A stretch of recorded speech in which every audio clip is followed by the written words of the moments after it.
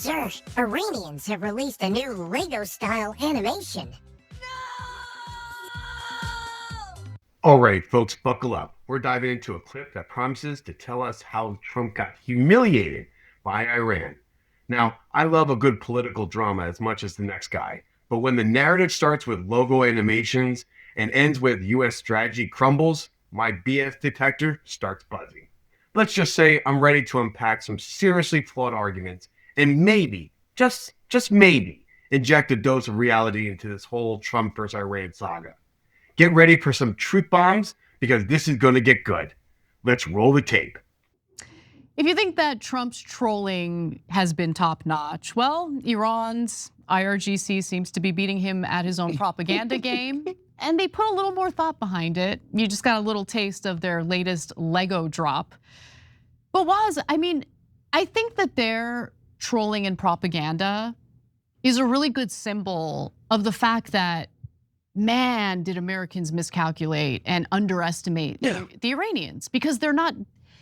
I think a lot of people were propagandized into thinking this is a weak country, these are backwards thinking people, they're not sophisticated, it's gonna be easy, it's gonna be a cakewalk to go in there and just destroy that regime. No, not so much, okay, not so much. And Did you catch that? Cakewalk, to go in there and just destroy that regime. It's astonishing how many times our foreign policy elite have fallen for this trap. It's like the classic movie trope where the big tough guy walks into a bar, sees a smaller opponent, and thinks easy money, only to get absolutely blindsided by a well-placed punch. This isn't about whether Iran is a good actor or a bad actor. It's about the consistent, arrogant miscalculation by the American establishment. They parachute into complex regions, armed with PowerPoint presentations and a severe lack of understanding, convinced their superior technology will solve everything. Newsflash, folks.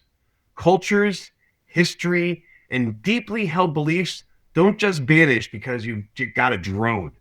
We've seen this playbook before, from Vietnam to Afghanistan, and the results are always the same. Maybe, just maybe, we should stop treating sovereign nations like a level in a video game that can be cakewalked through. the stuff they're putting out is entertaining, I'm not gonna lie, but it also has a message that I think resonates with a lot of Americans who are frustrated with our government for a number of reasons that we'll get into in just a minute. But I just want to get your initial thoughts before we move on. It just feels like these guys actually spent a lot of time thinking about us Yeah. and what we're like and what we do, in these times, in times of war. Obviously, there was a big ass war with Iraq right on our border that lasted for damn near 20 years. And so they've studied American military tactics. Also, because American culture is so exported around the world, they study our culture, our media, our norms, our modes of communication. Like, they know a lot about us. Okay, like for instance, it's been reported they've been preparing for this basically since we invaded Iraq. Yes, for decades. Okay. Yep. One day they're gonna try to do this to us.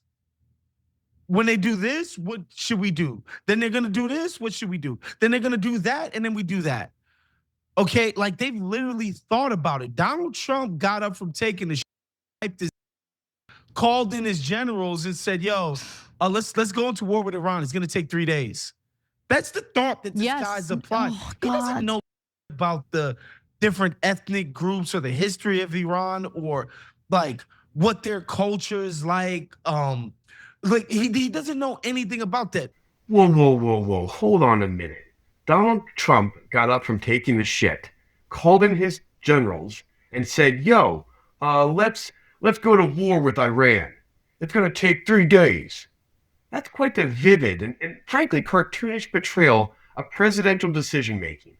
Are we really to believe that the leader of the free world, with access to every intelligence agency on the planet, just winged it from the porcelain throne?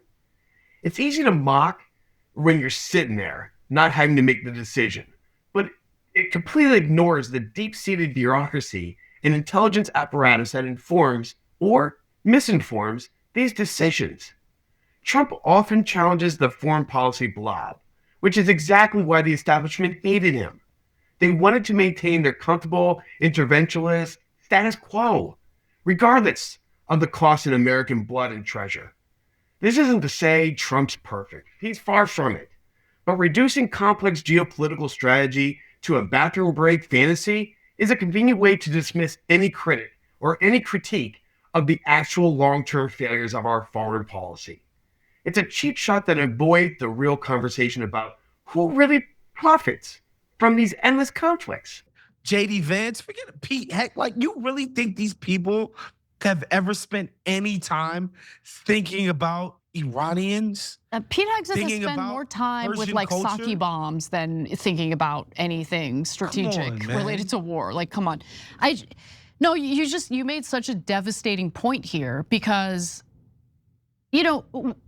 forget Trump and Hegseth or even this like current administration. Think about where we are in American culture, where everything is about short-term gain, quick money. Everything is about like, don't think about long-term ramifications. There's never any long-term thinking in America anymore. There's never any real planning for the future anymore. And when you put that culture up against Iran preparing for this moment for literally decades, I mean, where's the competition, right? Especially when it comes to the propaganda game, which is why their trolling just hits different. It really does. I don't even know, like all you see from the Trump White House in regard to their trolling and propaganda is like, oh, look at these videos of us blowing up civilian infrastructure. That doesn't look good. And it's so much of this stuff repeats itself, right? When we went to war in Vietnam, which was also just insanely stupid and predictably, it was predictable that it was gonna be horrendous. It was like 2 years into the war, and this is what the Pentagon Papers is about. The American government knew there was no way they could win. And LBJ sitting in his White House and he's like, yo, man, why don't these guys wanna make a deal? Like, I'm the guy that did the Civil Rights Act in America. But guess what? Like, LBJ understood, he'd studied, he'd fully grasped that institution, that culture, the US federal government, the Senate. Like, he knew what levers to pull. What he didn't understand about Ho Chi Minh and them in northern Vietnam is like, no, bro, like, there are no deals. Yeah. We're gonna die before we let you guys take our country over. And Iran is very similar. So similar, yes. So like in it's crazy that we're doing this again because it didn't work and we're still trying it. With Vietnam, the whole plan was to inflict as much pain as possible to bring Vietnam to its knees. And they would not concede. They persisted. And that's I think that's what's gonna happen with this war. That's why this whole thing about like, oh, we're gonna be out in like 2 or 3 weeks. Please. No, because none of their working. So the logic just becomes, well, what's the next crazy you can do? Yeah, totally. Like instead of just being like, all right, this isn't gonna work. It just never goes that way. It's just like, all right, what's the next ridiculous thing we could do? All right, what's the next crazy thing? What's the next crazy thing? And on it goes. And Dave Smith was talking about like state-sponsored terrorism, and the audience needs to understand, like, in the war in Vietnam, the I like the way you say Vietnam. I keep saying Nam because that's like an what, old veteran. Like, I like that. I like that. So the Viet Cong, they're like building weapons and stuff in like the border countries in Cambodia and Laos and stuff. And like they're basically hiding their stuff. They're being very smart and strategic from the Americans. And then, we get the bright idea, well, we'll just carpet bomb Cambodia and Laos. We heard there's some Viet Cong there. They might be doing their thing. We're just gonna carpet bomb it. Tens of thousands of civilian deaths. I don't know how you call that anything but terrorism. I agree. Kissinger, that was Kissinger's strategy. And we're going the same exact route. Is it possible to go visit his grave? And here we go again, folks. Strolling down memory lane to Vietnam. The comparison to Kissinger's strategy and the idea of carpet bombing and terrorism is certainly a loaded one. It's almost as if some people believe the US is the only nation capable of strategic blunders, or dare I say, morally questionable actions in wartime. Look, war is hell, no doubt, and no nation's hands are entirely clean. But to paint every American military action as terrorism, while often ignoring the brutal realities of our adversaries' tactics, is a classic deflection. Kissinger was a complex figure, operating in a brutally complex world, and reducing his entire legacy to a single, easily digestible soundbite is intellectually lazy. The truth is, all nations, every single one, including Iran, engage in propaganda and strategic maneuvers. To pretend only the US is capable of bad strategy or that our past actions negate any present dangers is a dangerous form of historical revisionism. It's a convenient way to avoid confronting the difficult choices leaders face then and now. Whose grave? Kissinger's. I don't even know where it is. Nah, I But bet it's like locked up somewhere. Mhm. They not that dumb. I just think They it's know important to pay people your would- respects. Take a nice little leak on top of that People gravesite. would go crazy. If he just had his thing in some like public cemetery, no, people would go nuts. I know. Yeah. For good reason. Anyway, I don't condone that. I'm not advocating for that. I'm just, I'm just We're not gonna expressing my deface- disdain for We're a not gonna mass killer. deface the remains and the stuff. Oh, I wouldn't I would never. First of all, I people's actually would stuff. never do that. I would never deface anyone's remains. But when you gotta go, you gotta go. Anyway, now we don't look, and I don't want to diminish the fact that there is a legit war happening with tons of innocent people getting killed. Yeah. Okay.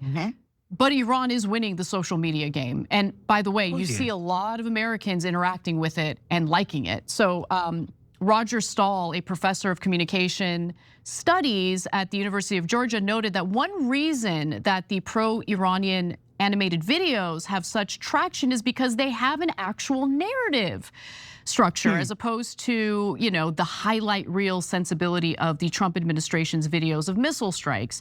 And I do want to go back to the video that I skipped over because this is the kind of stuff that Iran is putting out. And we're going to see our reactions as we watch it. So let's take a look. Okay, so this is another one of the Lego videos. I don't know why they went with Lego, but I like it. I mean, I like Legos.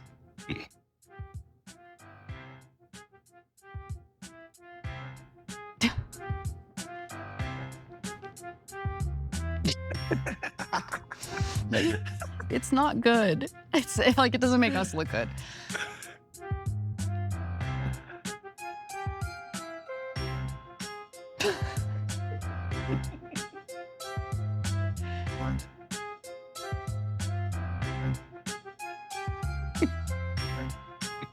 Oh my gosh.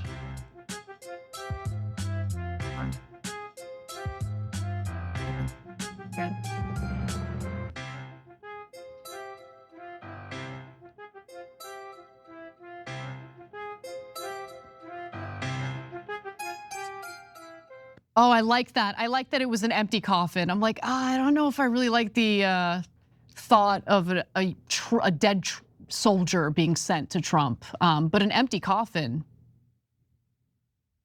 That's bad. That's bad. But you get the message, okay? You get the message.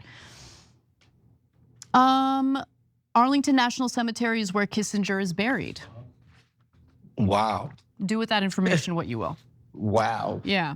The IRGC attached this photo to one of their ballistic missiles. So I'll read it to you if you can't read it. The writing is a little small. Hey, stupid Trump, the Strait of Hormuz is a bigger piece than your mouth. Your own strait is also in the hands of Epstein and little BB. Thank you for your attention to this matter, Hormuz guys. Hormuz guys. So while they're putting that on their missiles, you have IDF soldiers writing the names of Americans who criticize the war or their genocide. Americans who, by the way, fund their weapons.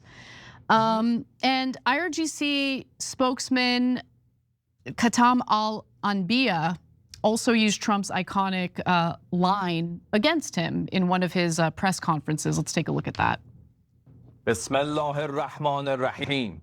نظامیان دشمن همانها که فرار را برقرار ترجیح می‌دهند، همان اربابان شکست‌های متوالی که مردم مسلمان منطقه را سپر انسانی خود قرار می‌دهند، ترسی را در سلول خود می‌بینند تا موعد اصابت‌های ما فرا برسد و حتی قبل از اصابت از ترس خلاص شوند و این سزای هر دشمنی است که به امنیت مردم ما نگاه سو داشته باشد. احترام. You are fired. You are familiar with this sentence. Thank you for your attention to this matter. Okay. Pretty good. Can I just say, Pretty like, the good. Iranian accent, and I genuinely mean this, is one of my favorite accents because they add syllables that don't need to be there. Like, there was extra syllables. So the A, like they add an A syllable. Mr. No, it's not even an A, it's an Mr. Trump. And I love it. I don't know, there's something that I like about it. Anyway, you're fired. I wish we could do that. I wish we could fire him, like, right now. You know, man, I think Trump's kind of fired himself, and his presidency is pretty much cooked. It's over. Well, folks, that was quite a ride, wasn't it? From Lego animations to toilet seat foreign policies, and a rather selective history lesson on American terrorism. It's clear that when it comes to critiquing U.S. foreign policy, some narratives are just more convenient than truthful. The idea that America is always the villain or that our leaders are simply incompetent cartoon characters does a disservice to the real complexities of global politics. It also distracts from the actual challenges we face both at home and abroad. What do you think? Tell me, did this host hit the nail on the head or did they miss the entire point? Let me know in the comments below. Hit that like button and subscribe for more unfiltered takes.